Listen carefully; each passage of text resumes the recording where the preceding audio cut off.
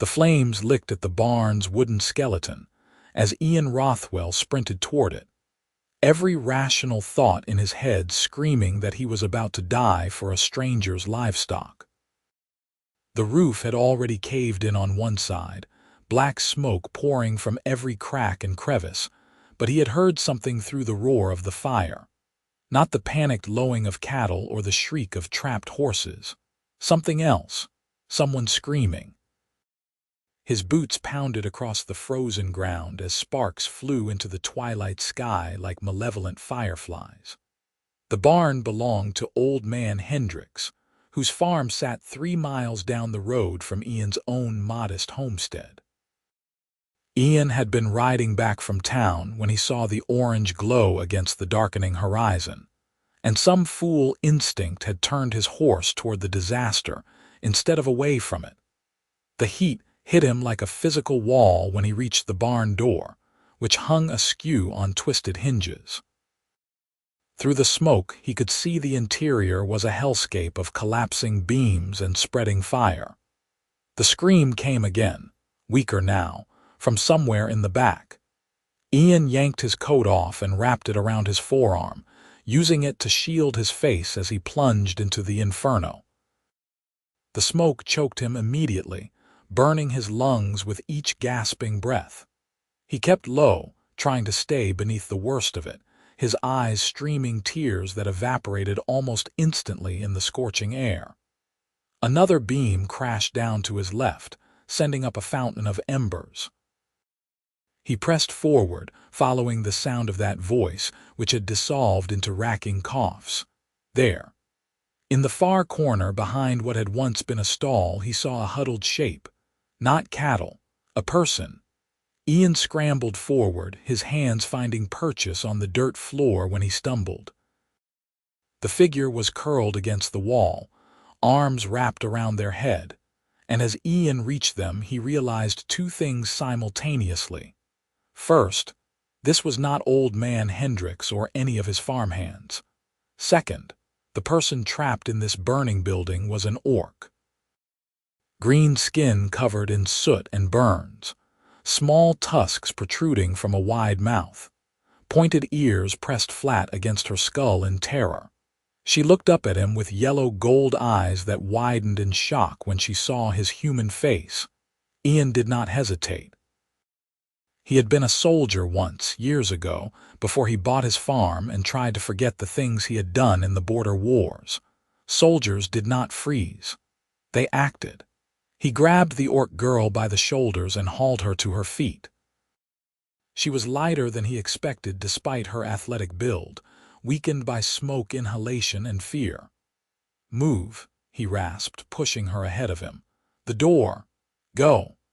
She stumbled forward and he stayed right behind her, one hand on her back to keep her upright when she faltered.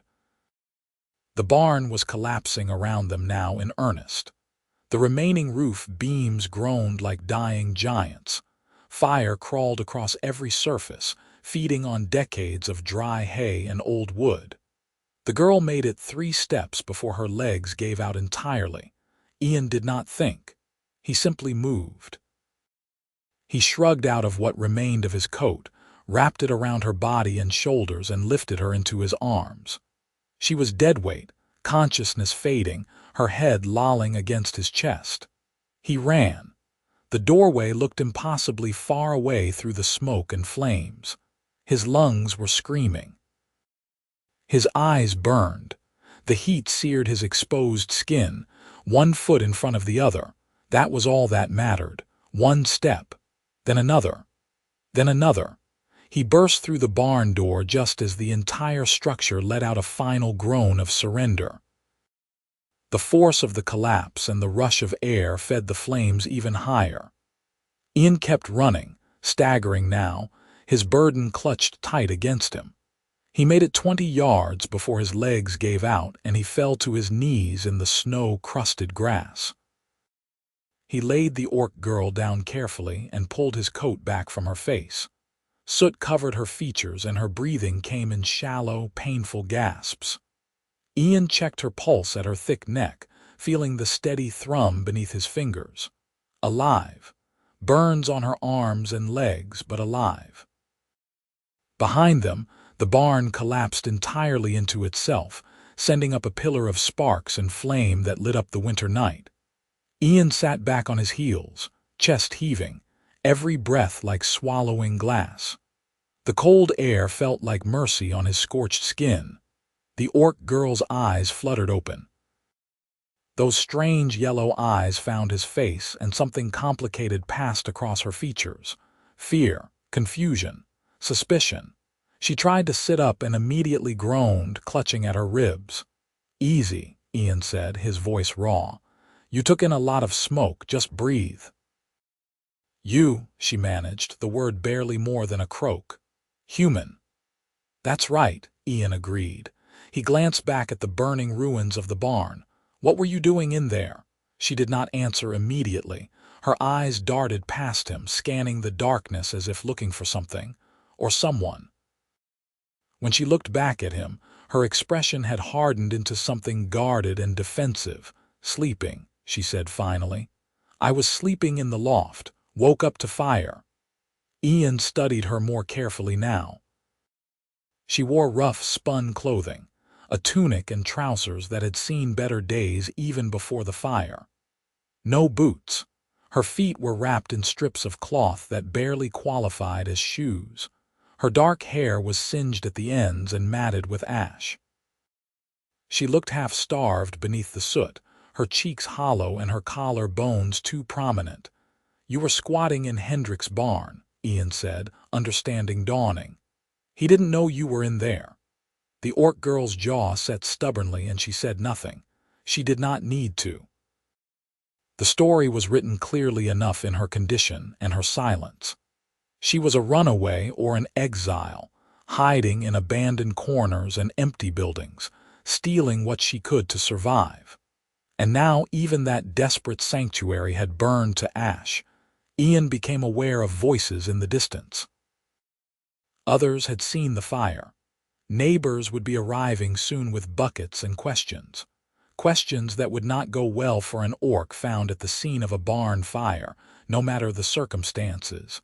He made a decision that would probably prove foolish before morning. "Can you walk?" he asked. She nodded slowly, suspicion still written across every line of her face. "Then we need to leave, now, before people get here." Ian pushed himself to his feet, every muscle protesting. He offered her his hand. She stared at it like it might be a trap. Her yellow eyes flicked from his outstretched palm to his face and back again. Finally, moving slowly as if approaching a dangerous animal, she reached up and took his hand. Her palm was calloused and hot from the burns. Ian pulled her upright and she swayed but managed to stay standing. "Why?" she asked. Just that single word, but it carried the weight of 1,000 questions. Ian picked up his ruined coat from the ground and draped it back around her shoulders. It was barely more than charred tatters now, but it would provide some warmth against the winter cold. "Because I already pulled you out of one fire," he said. "Seems wasteful to throw you into another one." He nodded toward the approaching lights.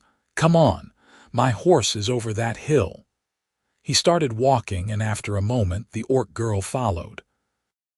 She limped badly, favoring her left leg, but she kept pace.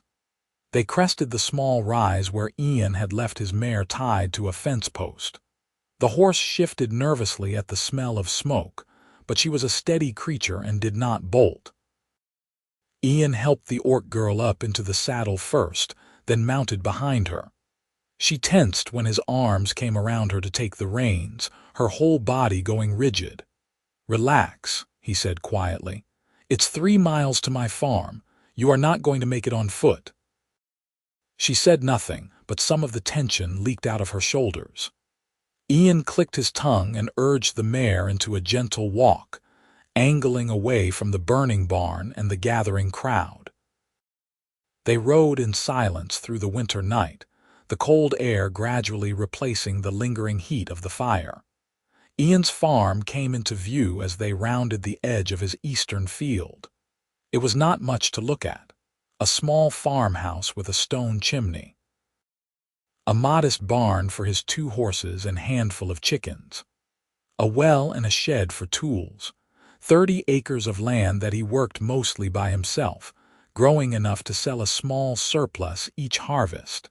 It was a quiet life, which was exactly what he had wanted after the war. He dismounted first in front of the house, then helped the orc girl down. She looked around warily, as if expecting an ambush to materialize from the shadows. Ian tied the mare loosely to the post and headed for the front door. "Come inside," he said over his shoulder. "I have a medical kit and we need to treat those burns." She hesitated at the threshold, one hand on the doorframe.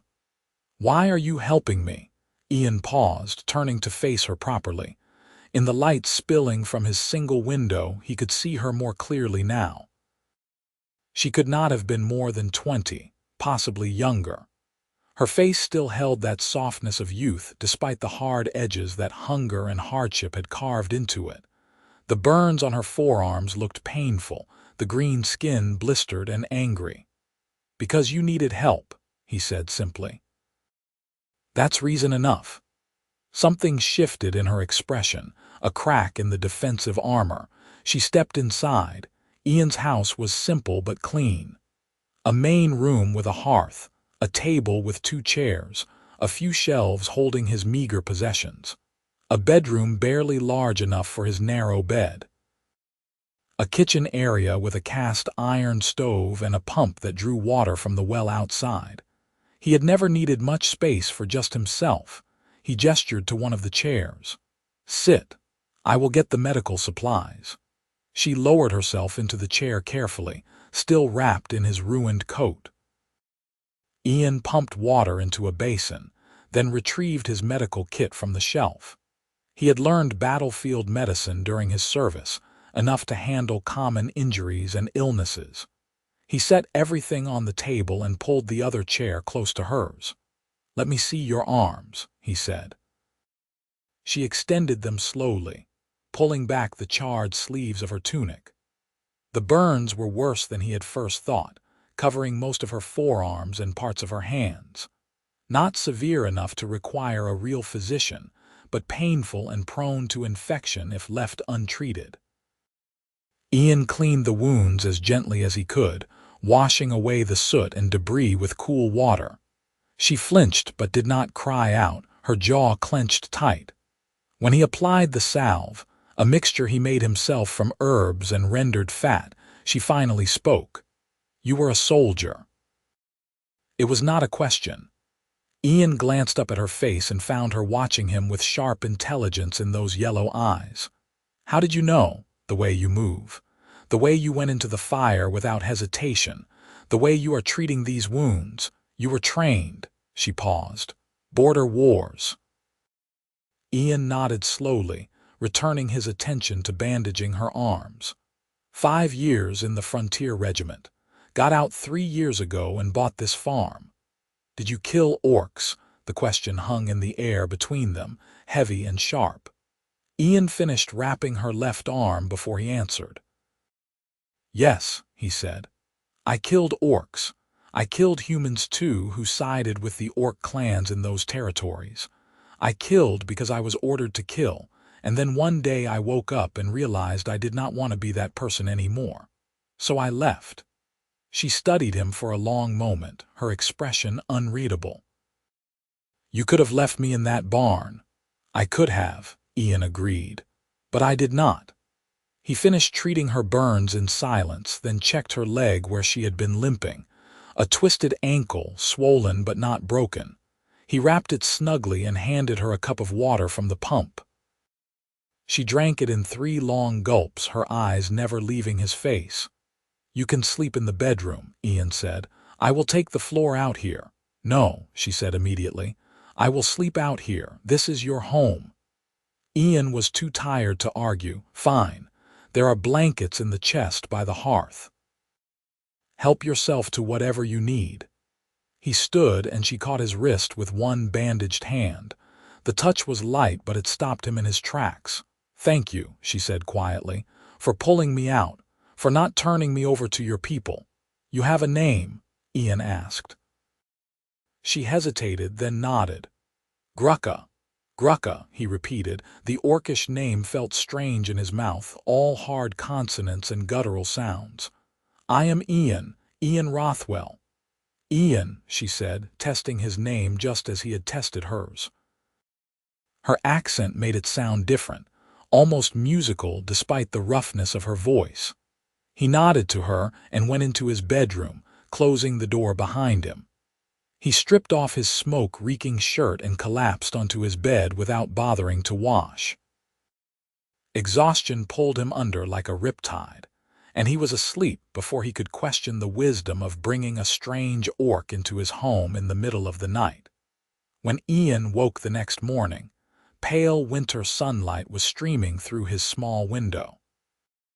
He lay still for a moment, wondering if the events of the previous night had been some bizarre fever dream. Then he smelled bread baking and sat up abruptly.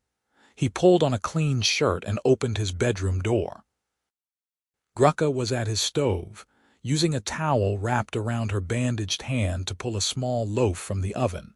She had washed the soot from her face and arms, revealing the true emerald color of her skin. Her dark hair was wet and tied back from her face. She wore the same rough clothing from last night, but she had attempted to mend the worst of the burn holes with needle and thread from his sewing kit. She glanced up when she heard the door, and something almost like guilt crossed her features. I used your flour, she said, and your eggs. I will work to repay you. Ian crossed to the table and sat down, still processing the surreal scene before him. You made breakfast. You saved my life. It seemed the least I could do. She set the bread on the table along with a plate of scrambled eggs. There was also bacon, so I cooked that too. Ian looked at the simple meal and felt something strange twist in his chest. He could not remember the last time someone had cooked for him. He had lived alone for 3 years, managing his own meals, his own laundry, his own everything. The small kindness of a prepared breakfast felt monumental. Thank you, he said. Please, eat with me. You need the food more than I do. She sat across from him and they ate in awkward silence. Ian tried not to stare, but he found himself noticing details he had missed last night. The way her pointed ears twitched slightly when she heard sounds from outside. The careful way she held the fork as if unused to human utensils. The small scar that ran along her jawline, old and faded but visible in the morning light. I should go, Grucka said eventually, setting down her fork. I have stayed too long already. Your neighbors will talk if they see me here. Where will you go? Ian asked. She shrugged, the gesture trying for casual and failing. North, maybe. I heard there are orc settlements in the mountains that take in exiles. That's a 2-week journey on foot in winter, through hostile territory, with a twisted ankle and burned arms. I will manage. You will die, Ian said bluntly. You will make it maybe 3 days before the cold gets you, or bandits find you, or you run into a patrol that doesn't ask questions before they act. Grucka's jaw set stubbornly. Better than staying here and bringing trouble to your door. When people find out you sheltered an orc, they will burn more than your neighbor's barn. She was right, of course. Ian knew it. Orcs were not welcome in human settlements, not even on the frontier where the population was sparse and suspicion ran deep. If word got out that he had taken one in, even temporarily, there would be consequences. At best, he would be shunned. At worst, he might find his own farm ablaze one night. But looking at this young orc woman sitting at his table, her eyes proud but her hands trembling slightly from lingering fear or cold, Ian found he did not care about the consequences as much as he should have. Stay a week, he heard himself say. Just until your ankle heals and the burns start to mend. Then if you still want to head north, I will give you supplies and you will have a better chance. Why? Grucka asked again, That same question from last night, but with even more confusion threaded through it now. Why risk anything for me? Ian thought about that. Really thought about it. Not the easy answer about basic decency, but the deeper truth underneath. Because I spent 5 years seeing orcs as the enemy, he said slowly, as things to be fought and killed. And when I looked at you in that burning barn, the only thing I saw was a person who needed help. Maybe I am trying to make up for old mistakes. Or maybe I am just tired of hate being the only thing that passes between our peoples. Either way, you can stay a week, if you want to. Grucka stared at him for a long moment. Then slowly she nodded. 1 week. Then I go. 1 week, Ian agreed. They fell into an uneasy routine over the next few days. Grucka insisted on earning her keep despite her injuries, so Ian found tasks she could manage. She fed the chickens and collected eggs.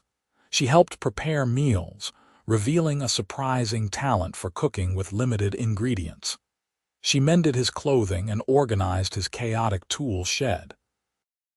Ian went about his usual work, tending to his horses and repairing a section of fence that had sagged over the winter. But he found himself constantly aware of Grucka's presence in a way that was both unsettling and oddly comforting. The house felt different with another person in it. Less empty. Less lonely, though Ian had not realized until now that he had been lonely. On the 3rd day, he came in from the barn to find Grucka standing at his single bookshelf, running her fingers along the spines of his small collection. She jumped when she heard him, pulling her hand back as if caught doing something forbidden. "Sorry," she said quickly. "I was just looking. I did not mean to touch your things." "It is fine," Ian said, hanging his coat on the hook by the door. "Do you read?" Something complicated crossed her face. "Some. My mother taught me before she died, but books are rare among my people. We value oral tradition, stories passed down through generations." "Take any of them you want," Ian offered. "I have read them all a dozen times." Grucka's eyes widened slightly. "Really? Really? They are just sitting there otherwise." She pulled one from the shelf, a collection of folk tales Ian had bought on a whim years ago. She opened it carefully as if it were something precious and began to read. Ian found himself watching her, noting the way her lips moved slightly as she parsed the words, the way her whole face softened with concentration. "What?" she asked, glancing up and catching him staring. "Nothing," Ian said quickly. "I was just thinking you look different when you read." "Less guarded. Books do not judge," Grucka said simply. "They do not care if you are human or orc. They just are." Ian nodded slowly. "Fair point." That evening they sat by the fire after dinner, Grucka reading while Ian worked on carving a new handle for a broken hoe. The silence between them had shifted from awkward to comfortable, filled with the crackle of burning wood and the quiet scratch of Ian's knife on wood. "Can I ask you something?" Grucka said eventually, setting down the book. "Sure. Why did you really leave the army?" "Most soldiers serve until their term is up or they are forced out. You bought yourself free 3 years early. That costs money, money a common soldier usually does not have." Ian's hand stilled on the half-carved handle. He had known this question would come eventually. Grucka was too sharp not to piece together the inconsistencies.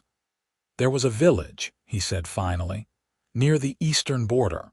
My unit was sent to clear it out. We were told it was an orc stronghold, a staging ground for raids. But when we got there, it was not warriors we found, just families. Elders, children, mothers. They had not been raiding anyone. They were just living."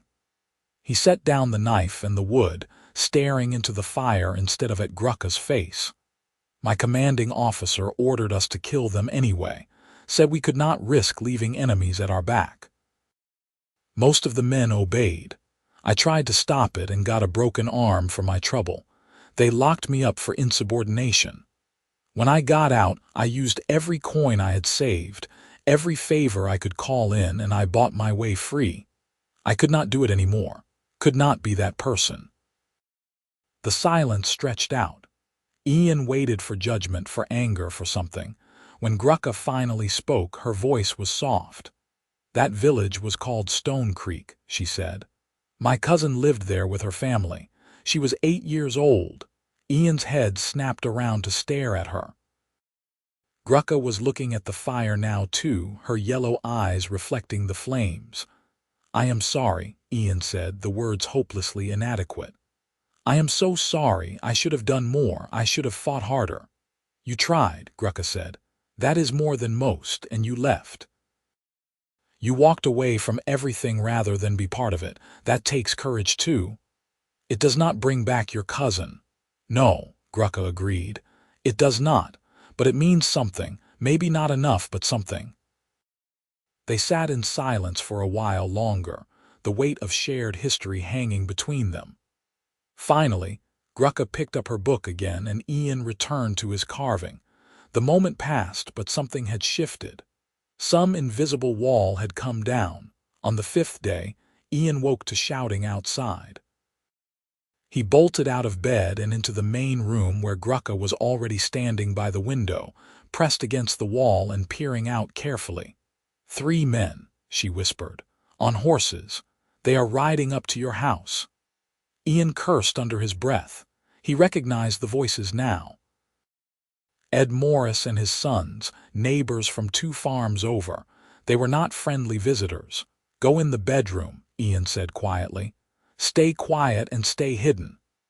"Ian, if they find me here, they will not. Trust me, go."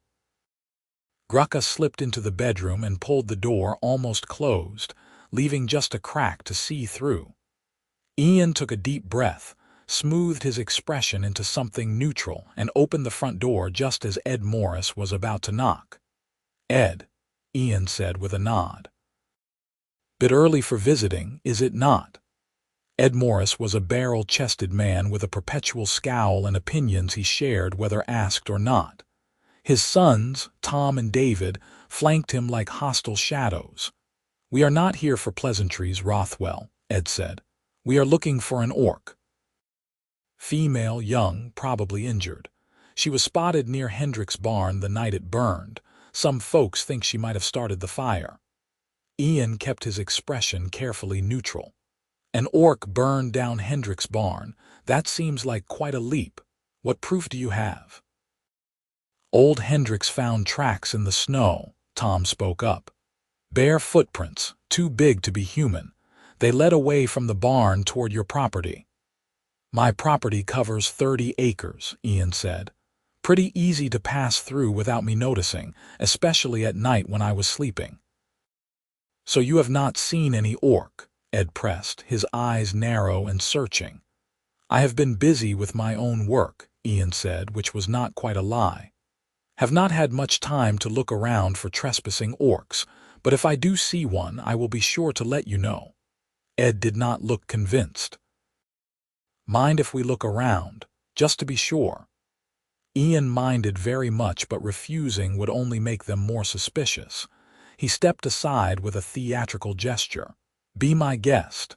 The barn's that way, chicken coop is over there, not much else to see." The 3 men dismounted and began poking around Ian's property. Ian stood on his porch, arms crossed, projecting bored tolerance while his heart hammered against his ribs. If they decided to search the house, if Grucka made any noise, this whole situation could turn violent very quickly. David Morris disappeared into the barn while Tom checked around the well and tool shed. Ed himself walked the perimeter of the house, studying the ground. Ian forced himself to remain still and calm, to not react when Ed bent down to examine something in the dirt. Find something interesting. Ian called out. Ed straightened, brushing snow off his hands. "Tracks are all muddled here. Hard to tell much." "Lots of traffic," Ian agreed. "Between me and the livestock, we make a mess of the yard pretty regularly." Tom and David returned empty-handed and shaking their heads. Ed stood for a moment longer, clearly reluctant to leave without something to show for his efforts. Finally, he mounted his horse again. "If you do see anything suspicious, you will let us know, right, Rothwell? We have to look out for each other out here. Can't have orcs thinking they can just wander through whenever they please." "Of course," Ian said evenly. "I will keep my eyes open." The three men rode off, Ed glancing back once over his shoulder with obvious suspicion still written on his face. Ian waited until they were completely out of sight before he went back inside and shut the door firmly. Grucka emerged from the bedroom, her face tight with tension. "That was too close." "Yes," Ian agreed. He ran a hand through his hair, adrenaline still making his fingers tremble slightly. "They will be watching now, looking for any excuse to come back.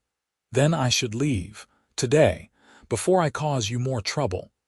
Ian wanted to argue, but he could see the logic. Grucka's presence here was a danger to both of them. The smart thing, the safe thing, would be to send her on her way with supplies and good wishes.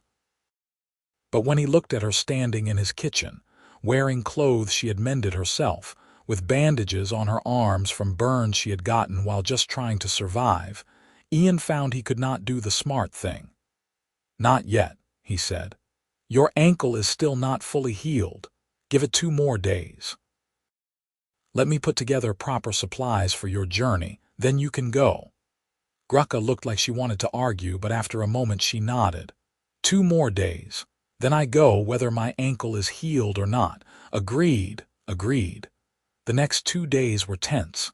They both jumped at unexpected sounds. Grucka stayed inside as much as possible, away from windows, while Ian went about his usual routines and tried to act normal. He rode into town to buy supplies, making a point of being seen and chatting with the shopkeeper about mundane things like weather and crop prices. But in the evenings, after the sun went down and the curtains were drawn, they fell back into their comfortable routine. Grucka cooked. Ian carved.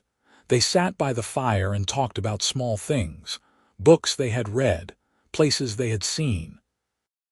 Memories from before the war had taken so much from both of them. On the 7th night, Grucka's last night, they stayed up later than usual. Neither seemed willing to break the spell by acknowledging that morning would bring goodbye. "What will you do when you reach the northern settlements?" Ian asked, feeding another log to the fire. Grucka shrugged. "Find work, I suppose. I am strong, good with my hands. Someone will have use for another laborer." She paused. "What about you? Will you stay here?" "Where else would I go?" Ian said. "This farm is all I have. You could sell it. Move somewhere less isolated. Maybe find a nice human woman to settle down with." There was something strange in the way she said it, a forced casualness that did not quite land. Ian glanced at her and found she was very carefully not looking at him. "I am not much for company," he said slowly. "Most people exhaust me after about an hour. I like the quiet out here.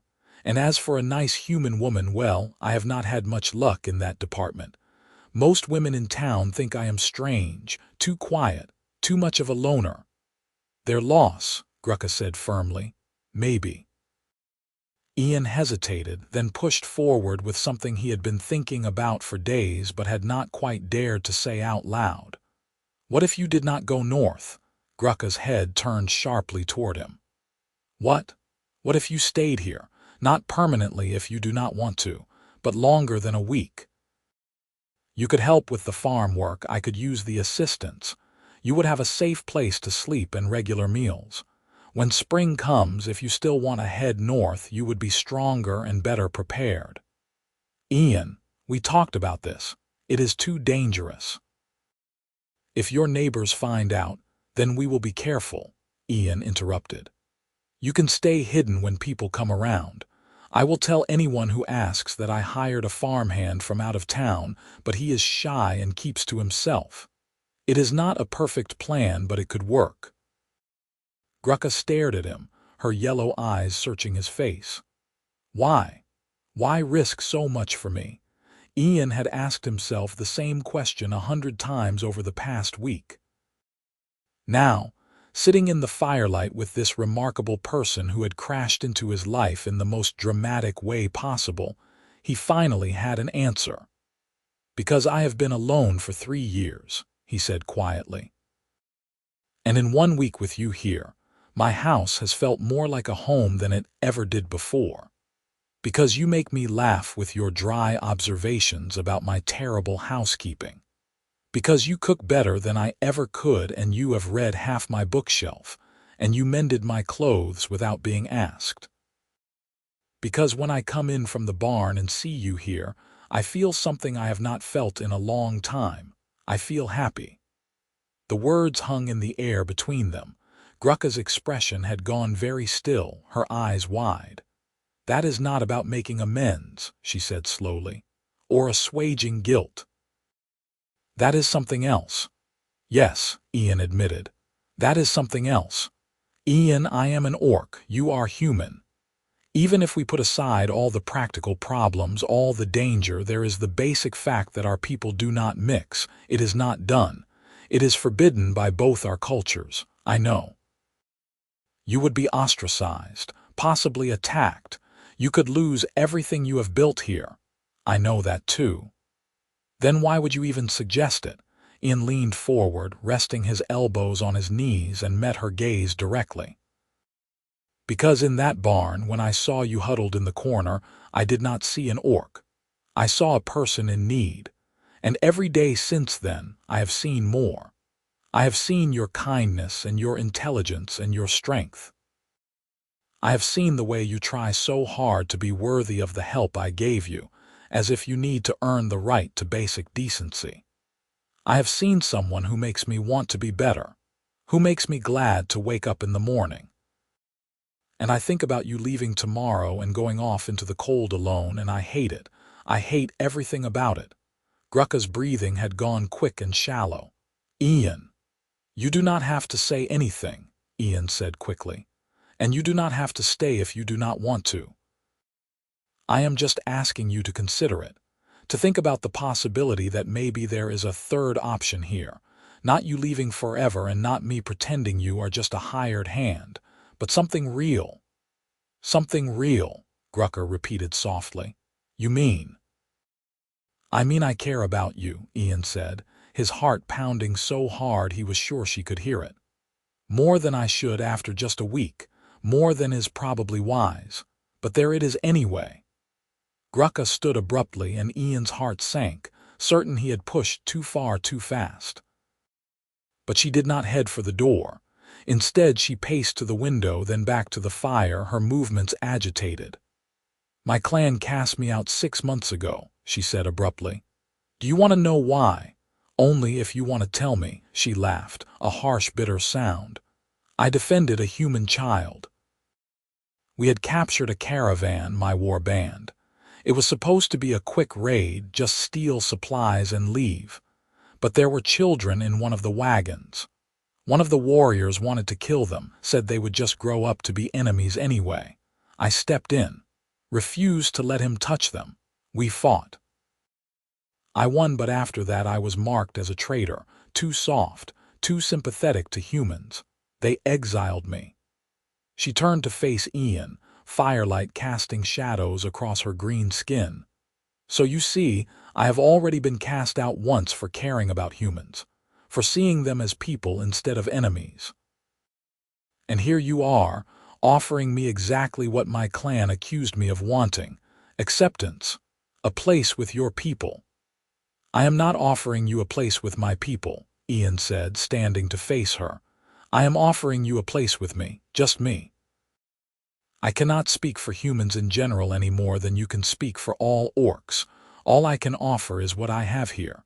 It is not much, but it is yours if you want it." Grucka's eyes were bright with unshed tears. "You are a fool, Ian Rothwell." "Probably," he agreed. "Is that a yes or a no?" She closed the distance between them in 2 quick steps and kissed him. It was brief and awkward, her small tusks bumping against his lips, but it sent electricity racing down Ian's spine anyway. When she pulled back, She was crying in earnest now, tears streaming down her face. "It is a yes," she whispered. "It is a yes, and I am terrified, and this is probably the most foolish thing either of us has ever done, but I do not want to leave. I do not want to go back to being alone and cold and scared. I want to stay here with you and read your books and cook your meals and maybe, see what this thing between us could become." Ian reached up and cupped her face in his hands, using his thumbs to wipe away her tears. "Then stay. Please stay." She kissed him again, longer this time, more sure. When they finally broke apart, both breathing hard, Grucker rested her forehead against his. "This is not going to be easy," she said. "No," Ian agreed. "It is going to be complicated and difficult and probably dangerous. We might fail. We might lose everything." "We might," Ian acknowledged. "Or we might build something amazing, something neither of our peoples has seen before." Grucker smiled, small and fragile but real. "No pressure then." Ian laughed and pulled her into a proper embrace. She fit against him perfectly, her head tucked under his chin, her arms wrapped around his waist. They stood like that for a long time, just holding each other in the firelight, both of them scared and hopeful in equal measure. The next morning, Ian woke before dawn and found Grucker already up, staring out the window at the lightening sky. He came up behind her and wrapped his arms around her waist. "Having second thoughts?" he asked quietly. "1,000 of them," she admitted, "but I am staying anyway." "Good." Ian kissed the top of her head. "Because I have an idea for how to make this work, but you might not like it." "Tell me." "People are already suspicious. They know an orc was spotted near here. If you suddenly disappear and I suddenly have a new farmhand who never shows his face, that is going to raise more questions." "So what do you suggest?" "I suggest we do not hide," Ian said. "Not completely. I introduce you to people as exactly what you are. An orc who I am employing to help with farm work. It will cause talk, absolutely. But it establishes you as having a legitimate reason to be here. Better to be a scandalous oddity than a hunted fugitive." Grucker twisted in his arms to look at him. "You want to parade me around town? Ian, they will lose their minds. They might drive us both out." "They might," Ian agreed. "But they also might not. The frontier is full of people who came here to escape the rules and judgment of the cities. There are enough folk out here who value results over propriety. If you do good work, if you prove yourself useful, some of them might accept you. Not all of them, maybe not even most of them, but some.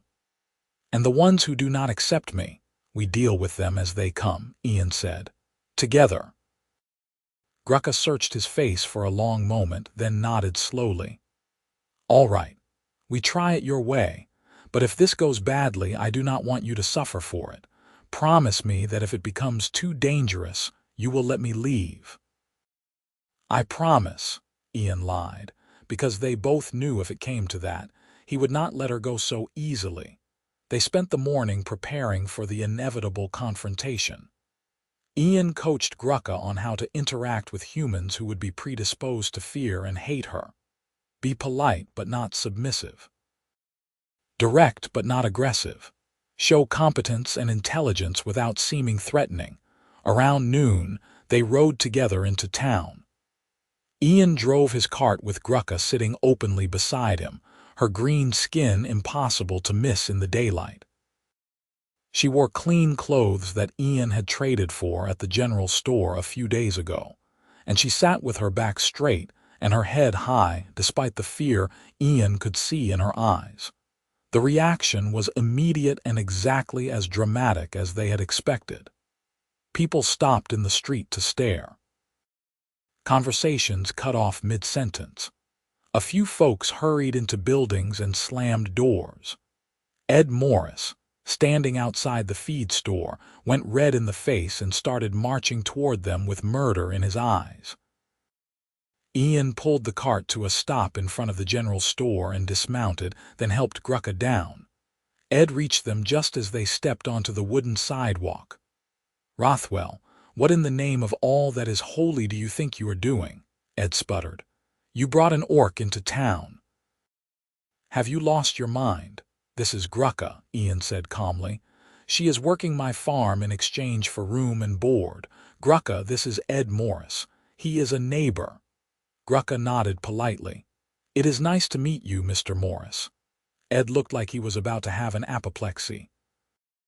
I do not care what arrangement you have made, Rothwell. You cannot just bring one of them here like it is normal. Why not? Ian asked, his voice still calm but with steel underneath. I need help with my farm. She needs work. It is a fair trade. Unless you are saying I do not have the right to hire whoever I want to work my own property. She is an orc, Ed practically shouted. She is a person looking for work, Ian corrected. Just like anyone else. And last I checked, there is no law against hiring orc labor. Unconventional, sure, but not illegal. A crowd was gathering now, drawn by Ed's raised voice. Ian saw a mix of reactions, some hostile and afraid, others curious. A few openly sympathetic, though they did not speak up.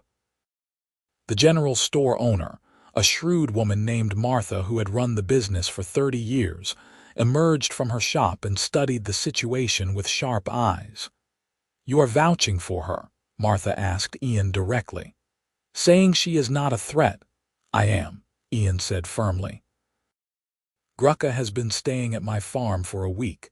In that time she has worked hard, kept to herself, and caused no problems. She is not here to hurt anyone. She is just trying to survive. A week, Ed interjected. So you have been hiding her this whole time? I knew something was off when we searched your place. I was not hiding her, Ian said, which was technically true for the last day at least. I was giving her space to heal from injuries she sustained in the barn fire. The same fire you all assumed she started, by the way, without any actual evidence. The tracks, Tom Morris started, proved someone passed through, Ian interrupted. Not that they set the fire. For all we know, Grucka was just sleeping in the loft and nearly died trying to get out. Which is exactly what she told me happened. Martha was still studying Grucka, her expression thoughtful.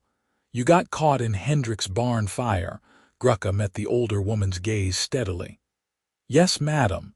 I was squatting in the loft. I have been traveling and needed shelter. I woke up to flames and barely made it out. Ian pulled me from the barn when I collapsed. He saved my life. And then took you in, Martha said, not making it quite a question. He did. Even though I am an orc and he had every reason to turn me away or turn me in. He treated my injuries and gave me a safe place to stay. I owe him a debt I can never fully repay, but I intend to try by working his farm. The crowd was murmuring now, people discussing this new information in low voices. Ian could see the narrative shifting slightly, from dangerous orc invader to unfortunate vagrant. It was not enough to win everyone over, but it was something. She is well-spoken, I will give her that, Martha said. She looked at Ian. You are taking a big risk here, Rothwell. You know that, right? I know, Ian said, but it is my risk to take. Martha nodded slowly, then turned back to Grucka. Can you read and do figures? Yes, madam, Grucka said, clearly surprised by the question. How are you with inventory? I need someone to help organize my back room. It is a mess and my back is not what it used to be. Pay is not great, but it is honest work. The crowd went silent. Ed Morris looked like he was about to faint. Ian felt his own shock ripple through him. Martha was offering Grucka work, public work in town where everyone could see. I would be happy to help, Grucka said carefully, though I understand if you need to think about it. I have been thinking about it this whole conversation, Martha said briskly.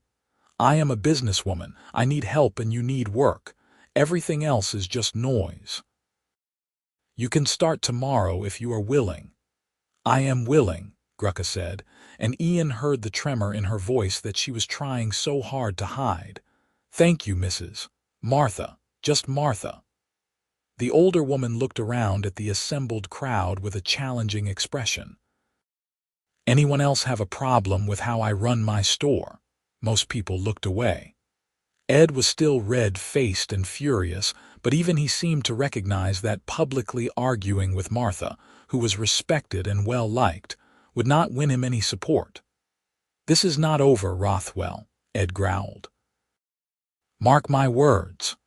"Duly noted," Ian said evenly. The crowd slowly dispersed, people drifting back to their own business but still casting glances over their shoulders at the spectacle. Martha gestured for Grucka to follow her into the store. "Come on then. Let me show you what you are getting into.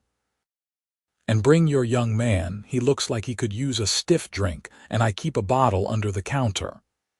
Inside the store, Martha poured 3 small glasses of whiskey and handed them around. "To taking chances," she said, raising her glass. They drank. The whiskey burned Ian's throat but settled his nerves. "Thank you," Ian said to Martha. "You did not have to do that." "No, I did not," Martha agreed. "But I lost a son in the border wars, human boy who never came home, and I have spent 10 years angry at orcs for it." But standing out there looking at that girl, all I could see was another kid trying to make her way in a world that does not want her.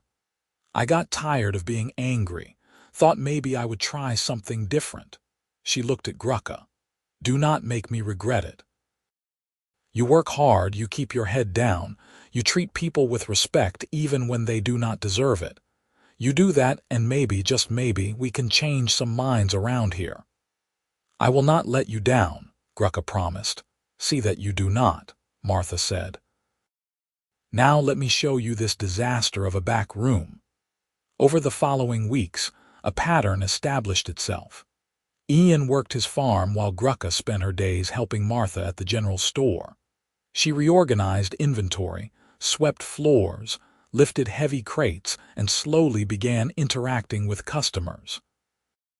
She was polite, efficient, and competent. People started to get used to her presence. It was not all smooth. There were incidents. Someone threw a rock through Martha's window with a note telling her to fire the orc. A group of young men cornered Grucka on her way home one evening and might have hurt her if Ian had not arrived with a rifle and a willingness to use it. Ed Morris continued his campaign of hostile glares and muttered threats, but there were small victories too. Old Mrs. Henderson, who ran the boarding house, nodded at Grucka in the street one day.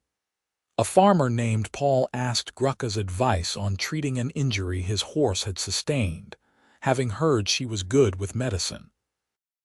Children stopped running away when they saw her and started just staring with open curiosity instead of fear. Through it all, Ian and Grucka grew closer. In the evenings, after work was done, they would sit by the fire and talk about everything and nothing. Grucka read through Ian's entire book collection, and they discussed each one. Ian taught her to play cards. She taught him some orcish words, laughing at his clumsy pronunciation. They were careful about physical affection in public, knowing it would be a step too far for most people. But in the privacy of Ian's house, they allowed themselves to be honest. Stolen kisses while cooking dinner, holding hands while reading by the fire, falling asleep curled together on the narrow couch when they stayed up too late talking.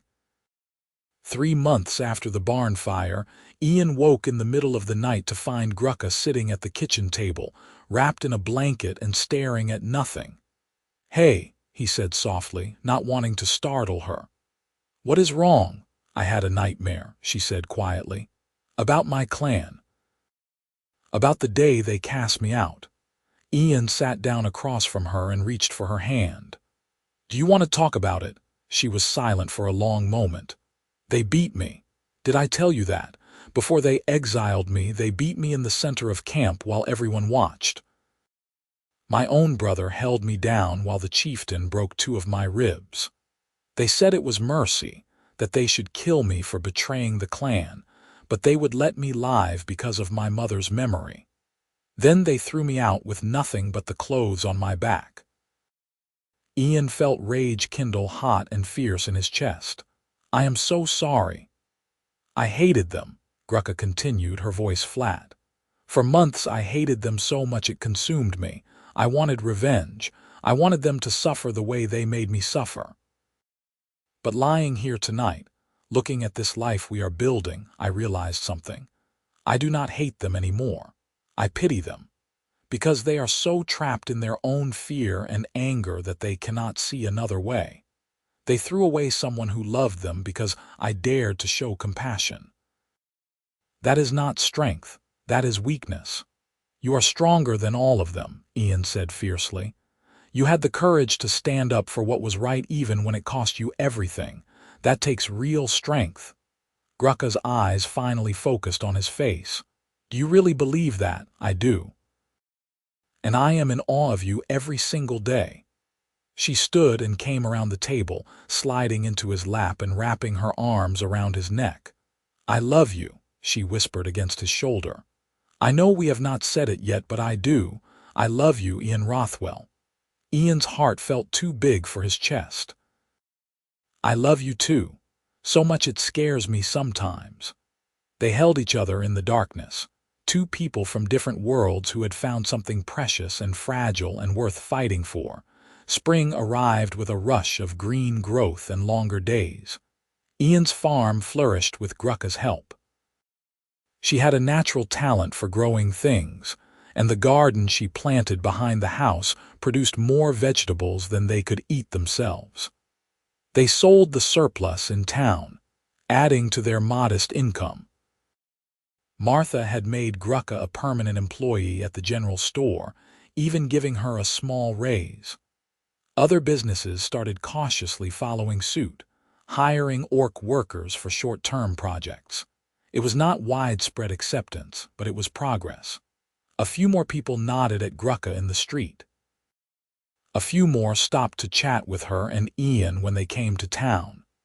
Ed Morris and his sons remained hostile, but even they seemed to have grudgingly accepted that Grucka was not going anywhere.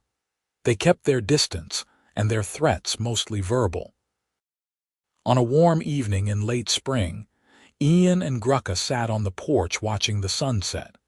It had been 6 months since the fire, 6 months of building this life together one careful day at a time. I have been thinking, Ian said, breaking the comfortable silence. About what? About the future. About what we want this to be. He took her hand, weaving their fingers together. I love you, Grucka. I want to build a life with you. A real life, not just survival, but something lasting. I want to wake up next to you every morning. I want to work beside you every day. I want to grow old with you. Grucka's hand tightened on his. Ian. I know we cannot get married, not officially. No one out here would perform the ceremony for a human and an orc. But we do not need their permission or their blessing. We can make our own vows, create our own commitment, if you want to. If you are ready for that. Are you asking me to marry you? Grucka asked, her voice shaking slightly. I am asking you to be my partner in every sense of the word, to build this life with me permanently, to face whatever comes next together. Ian pulled something from his pocket, a simple silver ring he had bought from the traveling merchant who passed through last week. I am asking you to say yes. Grucka stared at the ring, tears streaming down her face. Yes, she whispered. Then louder, yes, yes, of course yes. Ian slipped the ring onto her finger. It was slightly too large, made for human hands, but Grucka closed her fist around it like it was the most precious thing in the world. She kissed him then, deep and fierce and full of promise. When? She asked when they finally broke apart. How? Tonight, Ian said. Under the stars, just us. We will make our vows to each other, and that will be enough. They waited until full dark, then walked together to the edge of Ian's property where a large oak tree stood.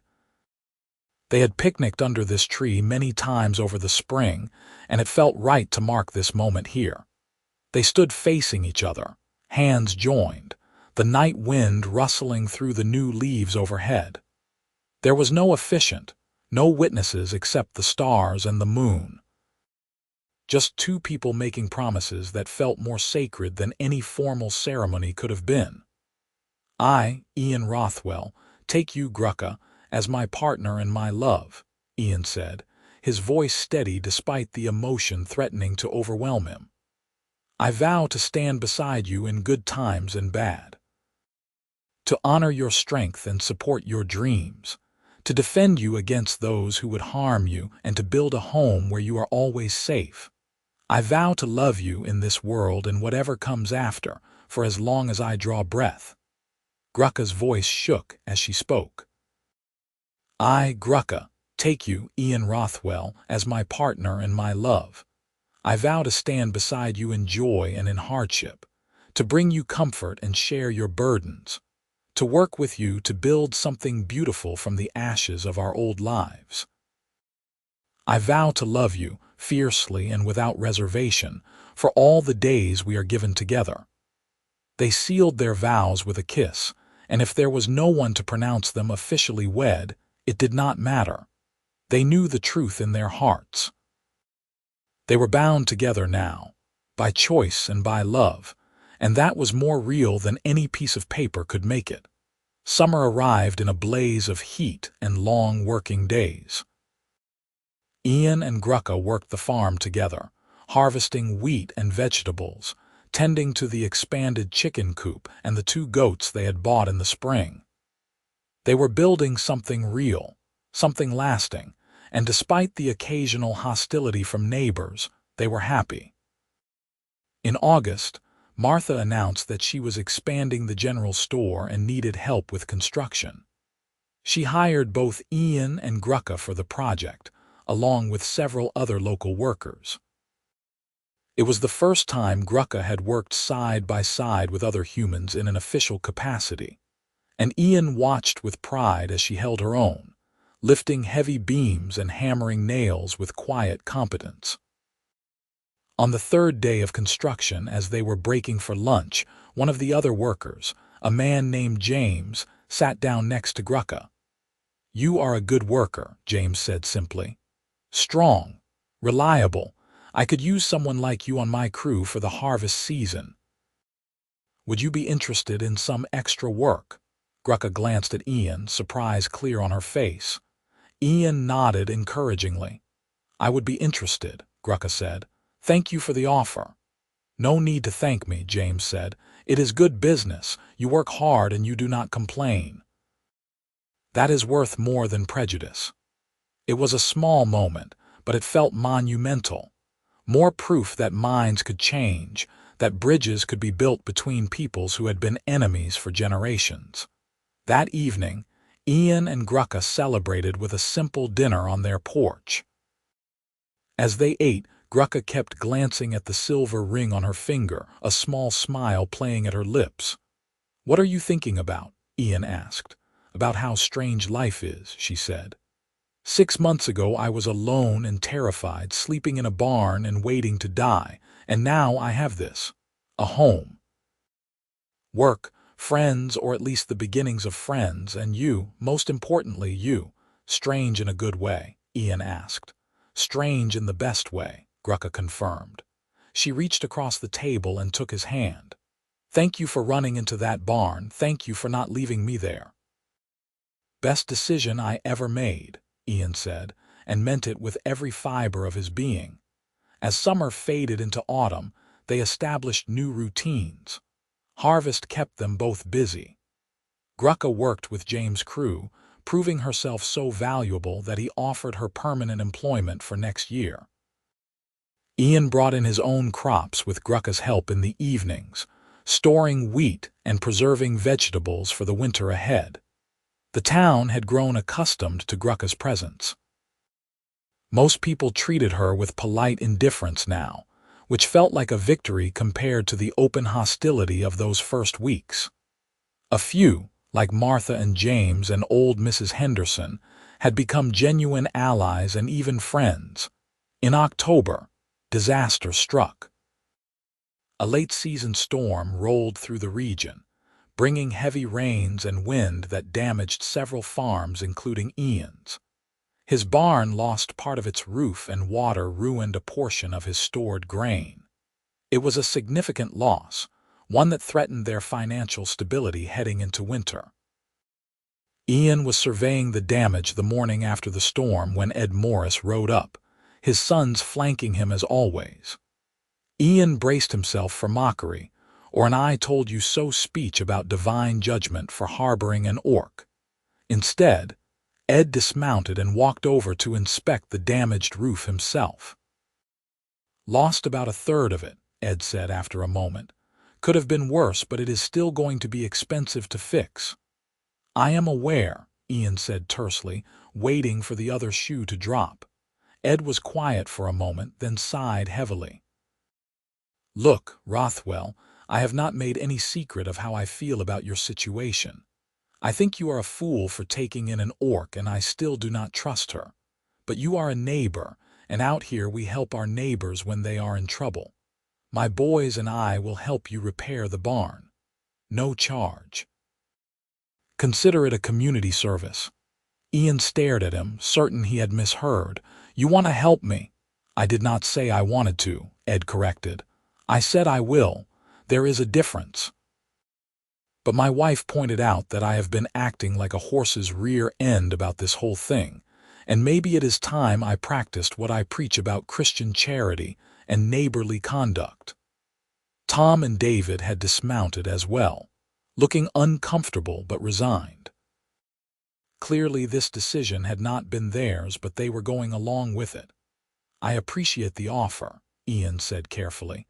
"Grucka and I would be grateful for the help." Ed's jaw tightened at Grucka's name, but he nodded curtly. "We will start tomorrow. Bring what materials you have, and we will see what else is needed." True to his word, Ed and his sons showed up the next morning with tools and lumber. Grucka was visibly nervous about working alongside men who had been openly hostile to her for months, but she held her ground. They worked in tense silence at first, but as the day progressed and the roof began to take shape, some of the tension eased. By the time the sun was setting and the roof was nearly complete, Ed actually addressed Grucka directly for the first time. "Hand me that hammer," he said gruffly.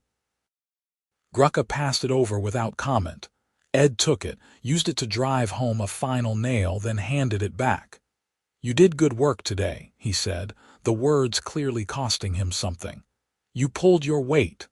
"Thank you, Mr. Morris," Grucka said quietly.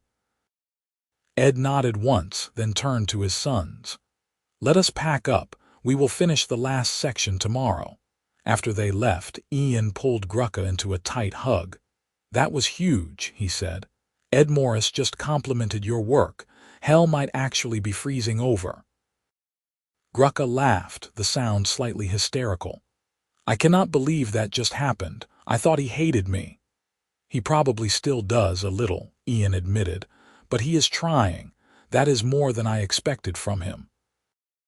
Over the next few days, as the Morris family helped complete the barn repairs, a strange sort of truce formed. They were not friends, probably never would be, but they achieved a grudging mutual respect. Ed stopped making pointed comments about orcs. Tom and David started treating Grucka like another worker instead of a threat. It was progress. Winter arrived in earnest in late November, bringing snow and cold that kept most people close to home. Ian and Grucka settled into a comfortable domesticity, spending long evenings by the fire. They cooked together, read together, talked about everything and nothing. Ian taught Grucka to play chess using a set he had carved himself.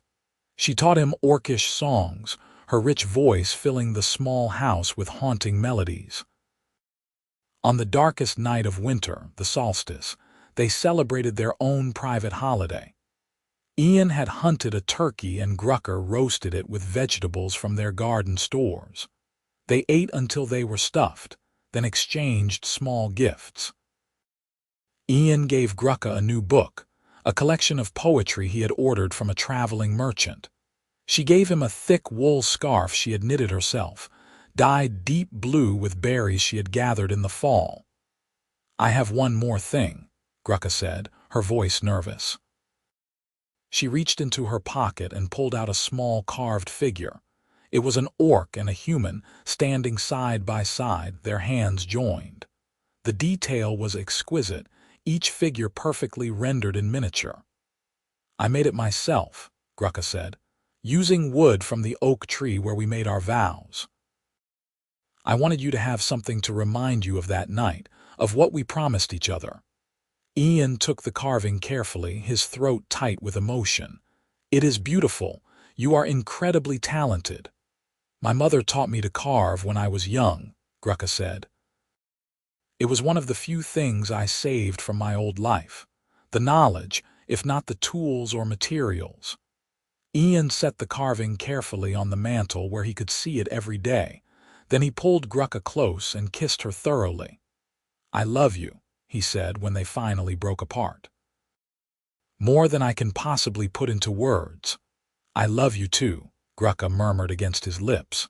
"Thank you for giving me a home, for giving me a life worth living." They made love that night in front of the fire, slow and sweet and full of tenderness. Afterwards, wrapped in blankets and each other, they dozed peacefully while the winter wind howled outside. Spring returned, as it always does, bringing with it new life and new possibilities. Ian and Grucka planted their garden, expanded the chicken coop again, and even bought a cow. The farm was thriving, their hard work and combined skills producing more than either of them could have managed alone. In April, Martha approached them with an unexpected proposition. She wanted to retire and was looking for someone to take over the general store. She offered it to Ian and Grucka together, a partnership that would give them stable income and a central place in the community. "You have proven yourselves," Martha said. "Both of you, people trust you. They respect the work you do. And frankly, I think having an orc as part owner of the town's main store would send a powerful message, that we are moving forward, that we are better than our grandparents' prejudices." It was an enormous opportunity, but also a significant risk. Owning the store would make them even more visible, even more vulnerable to those who still harbored hatred. Ian and Grucka talked about it for several days, weighing the pros and cons. In the end, they decided to take the chance. They bought the store from Martha with their combined savings and a loan from the bank. The transaction made the local newspaper, complete with a sketch of Ian and Grucka standing in front of the store. The reaction was mixed. Some people were supportive, congratulating them on their new business venture. Others were outraged, writing letters to the newspaper about the degradation of human society and the dangers of normalizing relationships with orcs. There were a few protests, mostly organized by Ed Morris' more extreme neighbors, but they fizzled out quickly. Through it all, Ian and Grucka kept working. They ran the store with efficiency and fairness, treating every customer with respect regardless of how that customer felt about them. Slowly, steadily, they built trust. 1 year after the barn fire, on a warm evening in late spring, they stood together on their porch watching the sunset. So much had changed in those 12 months. So much had been built and fought for and won. "You ever regret it?" Ian asked quietly. "Staying here instead of going north to the orc settlements," Grucka leaned her head on his shoulder. "Not even for a second. This is my home. You are my home. Even with all the difficulties, all the people who still hate us. Especially with those things," Grucka said firmly. "Because we are proving them wrong every single day. We are showing everyone that humans and orcs can work together, live together, love together. We are changing minds and changing the world, one small interaction at a time." "No pressure," Ian said with a slight laugh. "None at all," Grucka agreed, grinning. "Just rewriting centuries of hatred and violence through the power of good customer service and really excellent produce." Ian laughed properly at that, the sound echoing across their fields. Grucka joined him, and they stood there together, laughing at the absurdity and beauty of their life, at the impossible thing they had built from ashes and desperation. As the sun finally dipped below the horizon, painting the sky in shades of orange and purple, Ian took Grucka's hand and squeezed gently. "Thank you," he said. "For what?" "For running out of that barn with me, for trusting me when you had every reason not to, for staying, for loving me, for building this life with me, for everything." Grucka turned to face him fully, her yellow eyes bright with unshed tears. "No, thank you, for seeing me as a person when everyone else saw a monster, for giving me a chance when I had nothing, for loving me not despite what I am, but because of who I am. You saved my life that night in the barn, but you did more than that. You gave me a reason to live." They kissed as the stars began to emerge overhead, two people from different worlds who had found each other in the most unlikely of circumstances. Their story was not over. There would be more challenges ahead, more prejudice to overcome, more battles to fight, both literal and metaphorical. But in that moment, standing on their porch in the gathering darkness, they were simply two people in love, two people who had chosen each other against all odds and reason, two people who had built something beautiful and lasting from the ruins of their old lives. The barn had been falling when Ian ran in. He had come out with Grucka wrapped in his coat, her life saved but her future uncertain. Neither of them could have predicted where that desperate rescue would lead. But standing here now, 1 year later, with a thriving farm and a successful business and a love that deepened every day, Ian knew with absolute certainty that he would make the same choice again. He would run into 1,000 burning barns for this woman, for this life, for this impossible, beautiful, precious thing they had created together. And as they finally went inside to prepare dinner, still holding hands, still stealing glances at each other like teenagers with a first crush, the future stretched out before them bright and full of promise. There would be hardships, there would be setbacks, but there would also be joy and laughter and love. So much love, the barn had been falling. But from its ashes something remarkable had risen, not just a survivor but a partner, not just a rescue but a romance. Not just an ending, but a beginning, and it was only just getting started. 2 years after the fire, Ian and Grucka sat in their expanded farmhouse, reviewing the accounts from their general store. Business was good, better than good actually. They had hired 2 additional employees to help manage the increased traffic, including a young orc man named Throck, who had heard about Grucka's success and traveled south hoping for similar opportunities. "We are going to need to expand the store again," Grucka said, running her finger down the column of numbers. "We are running out of room for inventory." "Martha would be proud," Ian said with a smile. "She always said the store had potential if someone was willing to invest in it." A knock at the door interrupted their discussion. Ian opened it to find Ed Morris standing on the porch, hat in hand, looking uncomfortable.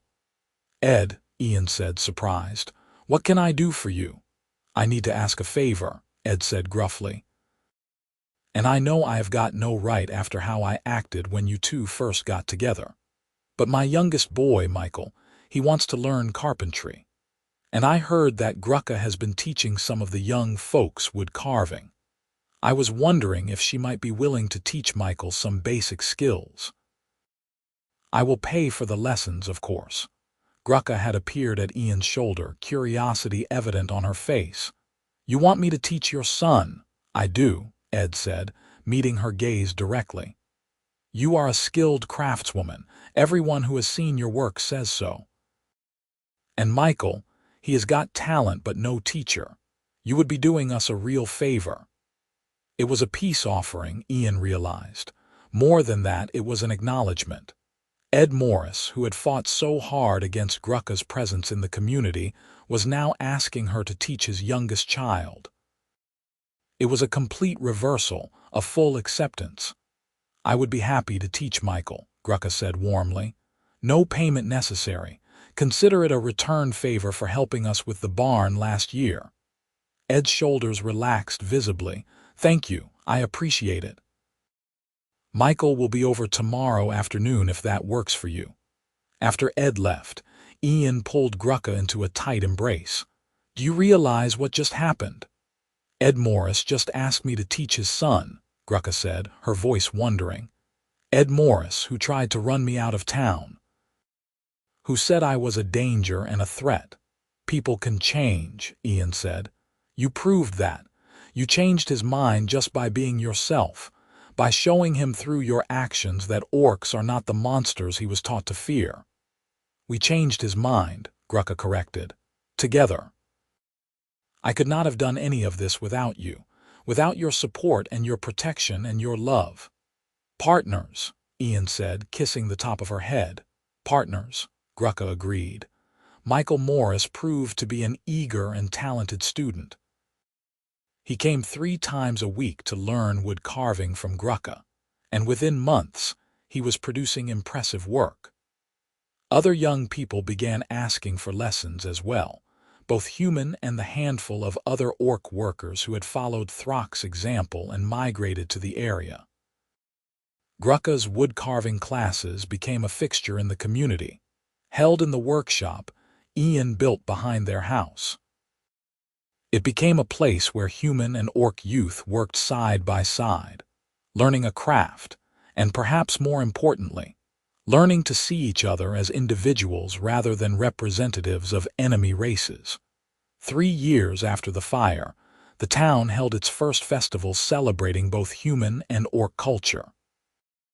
There were food stalls serving dishes from both traditions, demonstrations of various crafts, and even a friendly competition between human and orc athletes. It was a small event, attended mostly by locals and a few curious travelers, but it represented something significant. Ian and Grucka were asked to give a speech at the opening ceremony. They stood together on a small stage in the town square, looking out at the crowd of mixed humans and orcs who had gathered. 3 years ago, I ran into a burning barn to save a stranger," Ian began. "I had no idea who was trapped inside. I just knew someone needed help. When I found Grucka, I had a choice. I could have left her there. I could have turned her over to people who would have hurt her. Instead, I brought her home, and that choice changed my life in ways I never could have imagined." Grucka took over, her voice steady and clear. "Ian saved my life that night, but he did more than that. He saw me as a person when most humans would have seen only an enemy. He gave me a chance to prove myself, to build a life, to become part of a community. And together we have worked to show that humans and orcs do not have to be enemies. We can be neighbors, friends, family.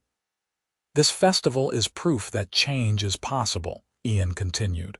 "That we can move beyond old hatreds and old fears. It will not be easy. There will always be people on both sides who cling to prejudice. But events like this, bringing our peoples together in peace and celebration, that is how we build a better future. One interaction at a time, one friendship at a time." The crowd applauded, and as Ian and Grucka stepped down from the stage, they were immediately surrounded by well-wishers. People thanking them for their work, for their courage, for being examples of what was possible. Later that evening, when the festival was winding down and they finally had a moment alone, Ian and Grucka slipped away to their favorite spot under the oak tree where they had exchanged vows years ago. "Can you believe this is our life?" Grucka asked, leaning against Ian's chest as they sat with their backs against the tree trunk. "Sometimes I wake up and I am certain I must be dreaming. If you are dreaming, then I am too," Ian said. "And I never want to wake up." They sat in comfortable silence for a while, watching fireflies dance in the gathering dusk. Finally, Grucka spoke again, her voice soft. "I have been thinking about the future, about what comes next." "What do you mean?" "I mean we have built something amazing here. A life, a business, a community.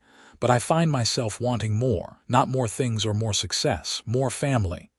Ian's breath caught. "You mean?" "I mean I want children," Grucka said, turning to look at him directly. "I want to raise a family with you. I know it is complicated." Half-orc children face their own challenges, caught between two worlds. But I think we could give them a good life, a loving home, and maybe they would be proof that our peoples can not just coexist but truly merge.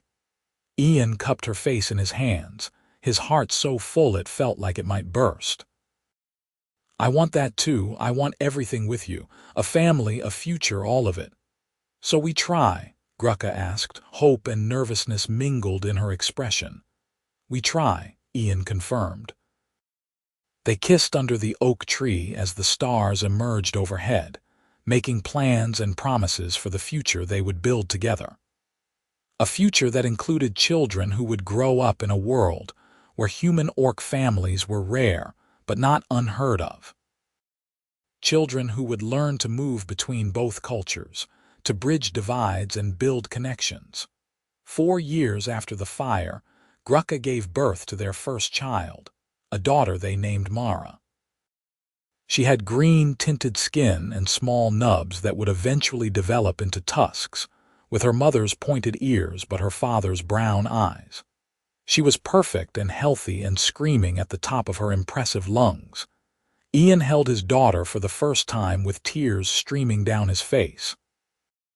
"She is beautiful. She is perfect." "She is ours," Grucka said tiredly from the bed, her own face wet with happy tears.